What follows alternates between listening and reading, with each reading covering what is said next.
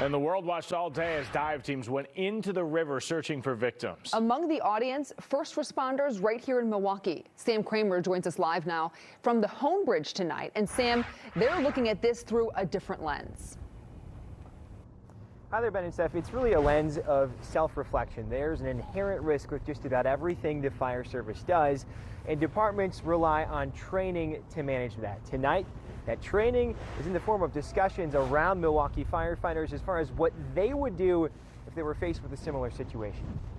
My first thoughts are just it's sort of overwhelming. Inside firehouses around the city of Milwaukee, it's the story everyone's talking about for a different reason. Our firefighters look at it and say, all right, well, how do we address this? What would we do? Skylar Belot is Milwaukee Fire's Assistant Chief of Operations, overseeing every facet of the department, including its heavy urban rescue and dive teams.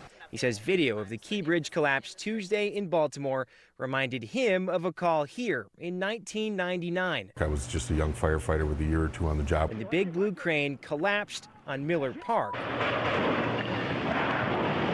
killing 3 construction workers. And you kind of look and think, well, where do we start?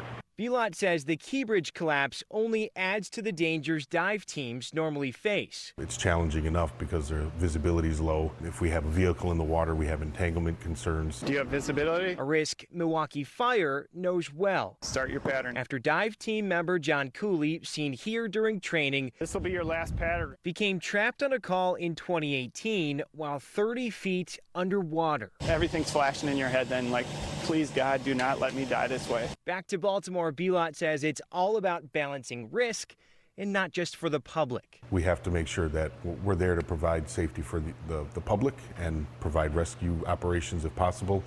But before we can even do that, we have to ensure the safety of our own firefighters.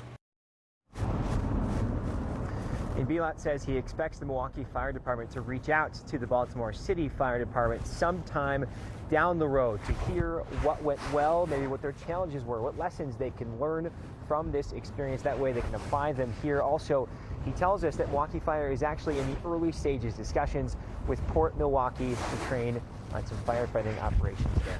Live tonight in Milwaukee, Sam Kramer, FOX 6 News. It certainly gets you thinking, and you understand why first responders are certainly thinking about this as well. Sam, thanks. Speaking of Port Milwaukee, they are responding to the collapse in Baltimore, saying in part, quote, Port Milwaukee is sending our sympathy to the Port of Baltimore community following Tuesday's tragic bridge collapse.